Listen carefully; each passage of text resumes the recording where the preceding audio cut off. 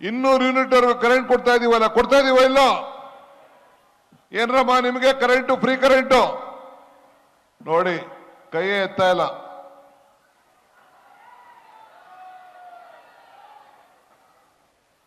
ಶ್ರೀನಿವಾಸ್, ನೋಡಪ್ಪ ಅವ್ರಿಗೆ ಕರೆಂಟ್ ಹೋಯ್ತಾ ಇದೋ ಇಲ್ಲೋ ಅಂತ. ಹೋಗ್ತಾ ಇದ್ಯಾ? ಇಲ್ಲ ಕಟ್ ಮಾಡಿಸ್ಬಿಡು, ಎಲ್ಲ ಬಂದ್ಬಿಡ್ತಾರೆ ಹುಡಿಕೊಂಡು. ಇಲ್ಲಿ ತಮಾಷೆಗೆ ಹೇಳಿದೆ. 5 ಗ್ಯಾರಂಟಿ, KSRTC ಬಸ್ಸು ಫ್ರೀಯಾಗಿ ಓಡಾಡ್ತಾ ಇದ್ದೀರಿ. ಏನೆಲ್ಲ ಮಾತು ಕೊಟ್ಟಿದ್ದೀವಿ. ಯಾವ್ದಾದ್ರು ಸರ್ಕಾರ, ಹಿಂದೆ ಬಿಜೆಪಿ ಸರ್ಕಾರ ಇತ್ತು, ಏನಾದ್ರು ನಿಮ್ಮ ಅಕೌಂಟ್ಗೆ ಯಾವ್ದಾದ್ರು ₹1 ದುಡ್ಡು ಕೊಟ್ಟಿದ್ರಾ? 15 ಲಕ್ಷ ಹಾಕ್ತೀವಿ ನಿಮ್ಮ ಅಕೌಂಟ್ಗೆ ಅಂತ ಹೇಳಿದ್ರು. ಅಚ್ಚೇ ದಿನ ಅಂತ ಹೇಳಿದ್ರು. ಬಂತ ಅಚ್ಚೇ ದಿನ? ಅಚ್ಚೇ ದಿನ ಬಂತೇನಮ್ಮ? ನಿಮ್ಮ ಅಕೌಂಟ್ ಎಲ್ಲ ಮಾಡಿಸಿದ್ರೆ ದುಡ್ಡು ಬಂತ?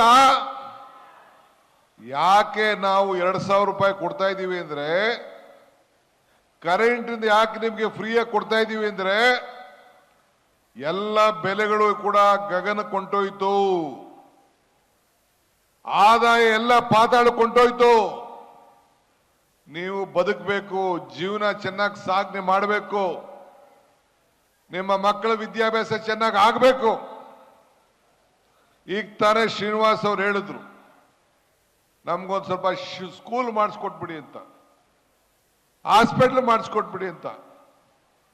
ನಾನು ಇಲ್ಲೇ ನಮ್ಮ ಅಧಿಕಾರಿಗಳಿಗೆ ಮತ್ತು ಶ್ರೀನಿವಾಸ್ ಹೇಳ್ತಾ ಇದ್ದೀನಿ, ಅವ್ರು ಎಲ್ಲಿ ಜಾಗನ ಹುಡುಕಿ ರೆಡಿ ಮಾಡಿಕೊಡ್ತಾರೋ, ಇಲ್ಲ ಹಳೆ ಯಾವ್ದಾದ್ರು ಸ್ಕೂಲ್ನೇ ಬೇಕಾದ್ರೆ ಒಡೆದಾಕ್ಬಿಟ್ಟು ರಿಪೇರಿ ಮಾಡಿ ಅಂತ ಹೇಳ್ತಾರೋ, ಅಲ್ಲಿ ಕೆಲಸವನ್ನ ಮಾಡಿಕೊಡ್ಲಿಕ್ಕೆ ಈ DK ಶಿವಕುಮಾರ್ ಬದಲಾಗಿದ್ದೇನೆ ಅನ್ನೋ ಮಾತನ್ನ ಈ ಸಂದರ್ಭದಲ್ಲಿ ಹೇಳಲಿಕ್ಕೆ ನಾನು ಬಯಸ್ತಾ ಇದ್ದೇನೆ.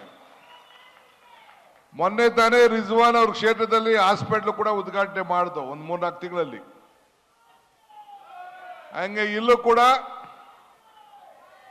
ಸ್ಥಳೀಯ ಒಂದು ಹಾಸ್ಪಿಟಲ್ ಮಾಡಲಿಕ್ಕೆ ಜಾಗ ನೋಡಿ ಕಾರ್ಪೊರೇಷನ್ ವತಿಯಿಂದ ಮಾಡ್ತಾ ಇದ್ದೀವಿ.